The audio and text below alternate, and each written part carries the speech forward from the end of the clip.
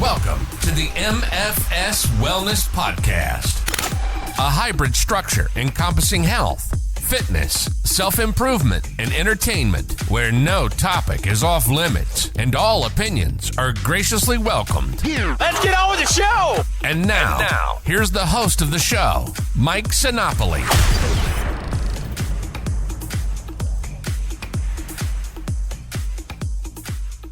Welcome to the MFS Wellness Podcast. I am Mike Sinopoli, certified nutrition coach, consultant, counselor, call me whatever you would like.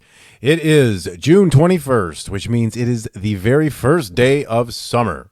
So, what does that necessarily mean for the general public who gives a shit about their appearance, their physique, and how they look in a bathing suit? It's that summer body. Have you attained your summer body?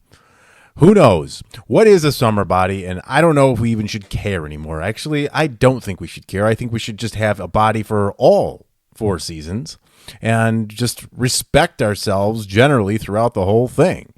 That's what I believe. So typically, to reach your summer body, what most people will do is start at the new year with some sort of very restrictive diet that is not sustainable, and maybe kind of hop on and off throughout the first 3 months of the year. Make a desperate attempt to salvage that goal as spring continues on. And as summer approaches, maybe you just throw your hands up in the air and say, you know what, fuck it, this is not my year. And then you just sort of go through that same cycle over and over again. Maybe you're on that cycle for the 3rd, 5th, 9th, 12th time in your life. And you just keep on saying, I'm going to do this for my summer body. I'm going to do this. And every New Year's, you kind of pull that out of your ass and say you're going to do it. And here you are, and maybe not happy with the way you look and feel. And it's kind of okay to feel that way. This isn't something to shame anybody, but, you know, you don't want to have that feeling every year. If you're, you know, you like to go swimming, you like to go to beach parties, you like to go to pool parties. And, you know, if you have that insecurity and that just apprehension to want to be in a bathing suit, it kind of clouds up your summer a little bit, you know, because you want to feel good. You want to feel confident. There's 2 ways to go about that. And the first one is sort of acceptance, is that route. Okay. So that's an acceptance route as far as like, hey, you know what, just feel comfortable in who you are and what you look like. It's more of a mental thing. And you have to like do that without lying to yourself. So you always have to have a sit down with yourself and say, all right, look, you know what, these are the habits that I have. I'm not willing to give them up. I'm not willing to do this or that. So you know what? I'm going to just love the body I've got. I'm going to put on a bathing suit, wear it, and be out there, not shame anybody else, and just do my thing. That's one way to go, and that's totally fine. The other way is to actually do it and change some things that aren't working for you instead of constantly doing the same thing every fucking year and being frustrated. So what that could be is just like, you know what? How these restrictive diets that I sort of put myself through every year are just not doing it for me. You have to come to that realization first that the extremes need to be tossed because they're not working. Because every summer you're depressed, you're upset, you're disappointed in yourself, you feel bad, and it's just a really, really cloudy feeling on what is supposed to be the sunniest time of the year. Not to put a lame ass little spin on things there, but I did. But anyways, so what you can do to do this is just take the extremes away from your life, please. Like at the new year, don't try to reinvent yourself completely. Start small, okay? And do what you can, and do what you can realistically. It's going to take a whole lot of patience. It's going to, and you know what? And you have to have realistic expectations throughout the whole thing, because you might have an idea of what you want your summer body to look like. You might even go through a lot of the right steps and lose weight and everything, but you might get to there. And guess what? The image you have in your head versus what you actually look like in the mirror, even if it's an improvement on yourself, it might even be a disappointment because it doesn't match your expectation. And that expectation is going to be the demise potentially of even more progress and maybe even obtaining that expectation one day, because your realistic expectation needs to be something attainable with a plan. Unfortunately, that's just the way it is. You can't wing it with this kind of thing. So I would start personally, if you're going to do summer body type things, if you're going to go for what you want to look like in the summer, I would start in winter. I would start in fall and build muscle first. and implement yourself a calorie surplus, lift weights. What this is going to do, it's not going to take the fat off your body right away. You're not going to do that right then and there. I think a good time to start this, so let's just say you're listening here in summer. Start this up in September, maybe October, and get yourself a good plan in place for a surplus or a bulk, they call it.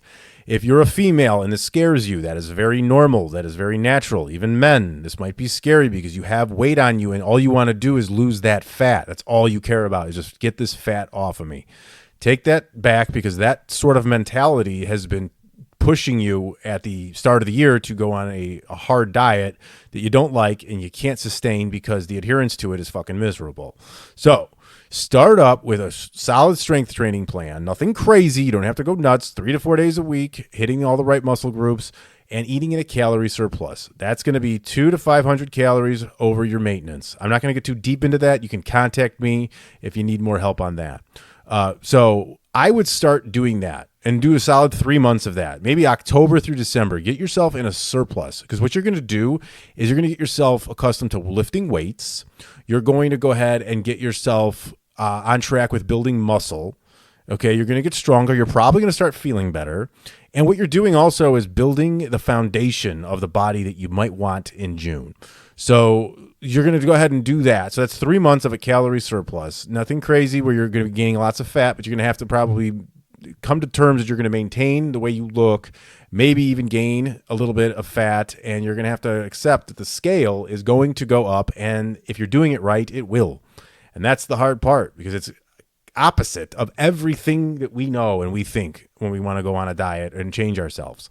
So from there, what I would do is then at the new year, maybe give yourself 4 to 5 weeks of a cut, a deficit to lose a little bit of fat off your body after you've done that. It's not going to be a drastic change, but it's something to keep the fat gain at bay while you're trying to build this muscle.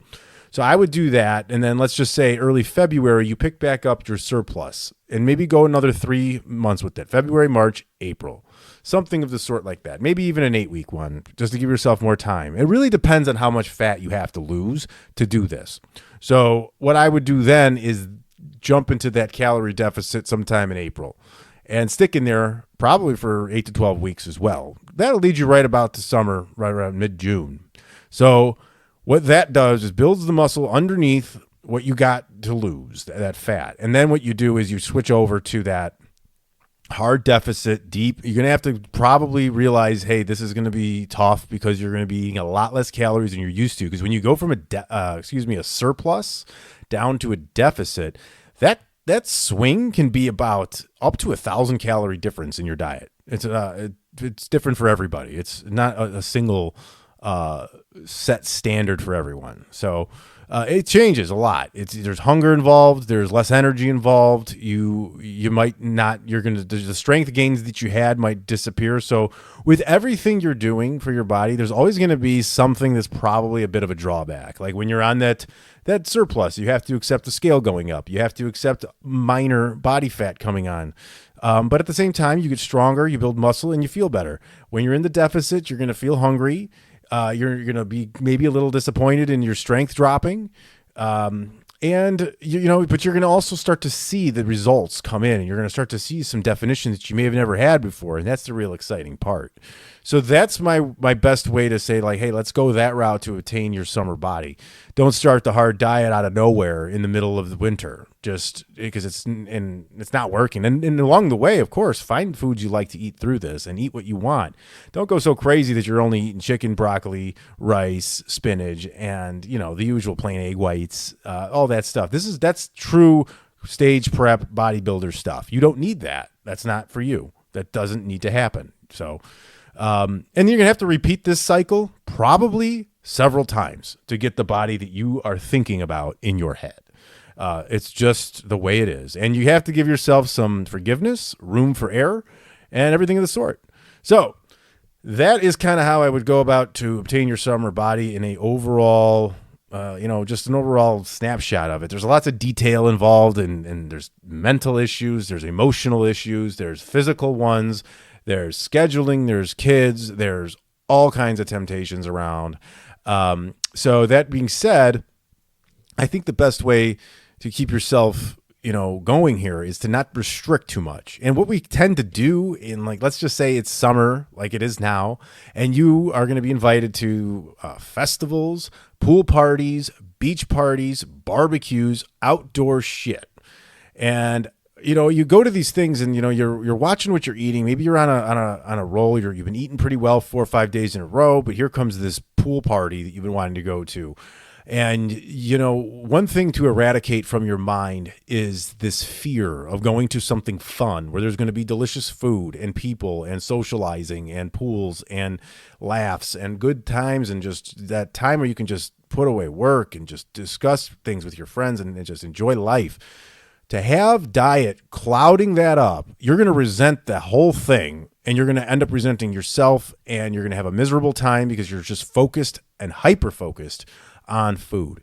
So what you want to do is something in between bringing your own food with and sitting in the toilet and fucking eating it by yourself because you don't know what to do. That's not a good relationship with food.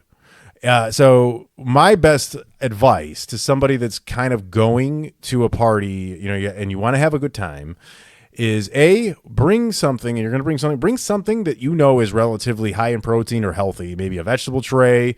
Maybe it's a dip that you've put a lot of, Greek yogurt in with beef or something like that. Whatever you want to make that's high protein, high in vegetables, and just something that it's there that you can have in place of something really shitty like a bowl of Cheetos or some snack food that doesn't do a damn thing for anyone.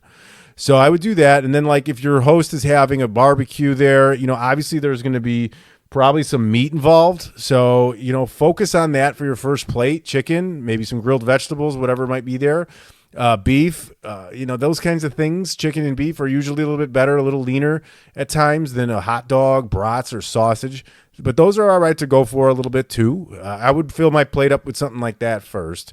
Like I said before, avoid the nonsensical snacking on pretzels and Cheetos and chips and shit, because that is just literally zero satiety and just straight up just hyperpalatability, taste bud explosion. But if you like it, go for it, but forgive yourself. Stay active. Like if there's a pool, get in the pool, run around, play volleyball outside of the pool, in the pool, whatever's going on. Just do that. And then, if you get hungry and there's other foods there that you'd like, go for a little bit of it. Just keep it minimal. That way you're not deprived. You brought your high protein, your high vegetable snack or platter or whatever it is you're going to do. You've loaded your first plate up with chicken and vegetables and beef. And now you can be like, all right, probably going to be pretty full at that point. And then maybe you can just have a very little bit of things like potato salad or, whatever, some higher calorie looking dips and nachos or whatever else might be around. Just grab a little bit of it, and that's it. When it comes to drinking, 0 calorie anything is your best way to go. Obviously, just drinking plain water is the best, but the most boring. So I would just go with, drinking alcohol that's low in calorie, like light beer, or use something like a 0 calorie mixer, kind of like Diet Coke or club soda with maybe vodka, gin, or some rum or something like that. But, watch your pores. Alcohol obviously does nothing for anything, as there's a zero benefit to that. So, you're just having a good time with it. But, you can still make progress with a few drinks involved in your day. It is easy to sort of ruin your entire weekend through these kinds of parties because they typically start in the day. So if you end up getting too drunk or, you end up eating like crap and you give up on yourself, you kind of might ride that out through the rest of the day and just say, fuck, I screwed up and I might as well just do this. That's one thing that needs to be turned off, in my opinion, in our heads. I still get it sometimes where we just sort of like say, well, I did this. I might as well just make the rest of the weekend suck because this sucked. I'll just restart Monday. I can't tell you how many wasted days will go by and how many I've wasted in my life just by saying, fuck it, I'll just eat this. And then by Sunday night, I'm just putting food in my mouth because I can. And I'm like, starts tomorrow. Just go with it. Make the next meal a good one and stick with it. That's really all that I can say to that. That's how I would handle these types of things. I usually put these things out, around the holidays and things. The number one thing you want to do is just have fun. And not let that diet mentality overtake you. That's a perfectionist mindset. It'll take you from living in the moment with everybody to your own head, your own thoughts. And really that's where you live, is in your own thoughts. So you're not present at the party. You're not actually there.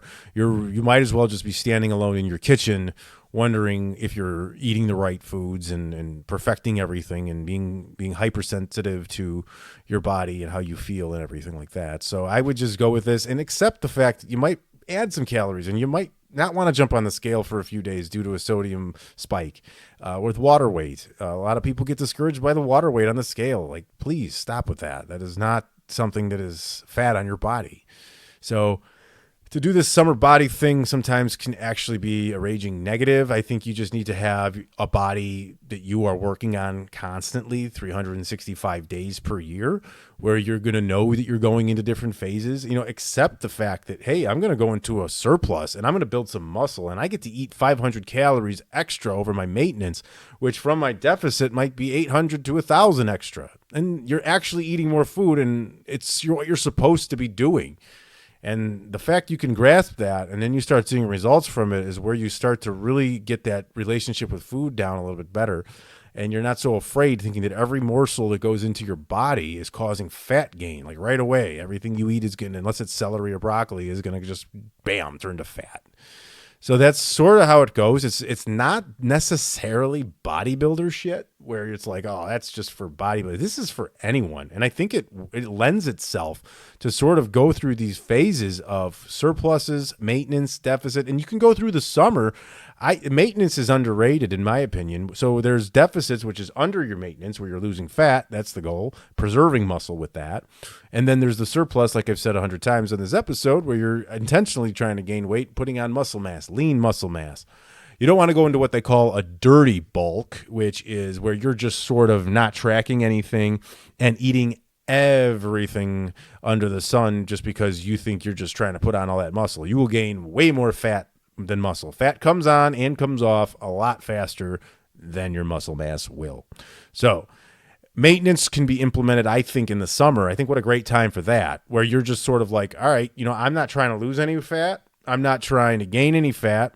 I'm good with my muscle mass here, and I'm going to take June through August and just regularly eat around maintenance. And let's just say your maintenance level is 2,000 calories with the right amount of protein involved, of course. So you'll eat 2,000 calories a day. The beauty of this is that you can go ahead, and if you're tracking your stuff right, you can eat 1,800 calories over during the week and backlog yourself X amount of calories. If you got a barbecue or a party coming up in the weekend, you can take 200-300 calories a day out of each day.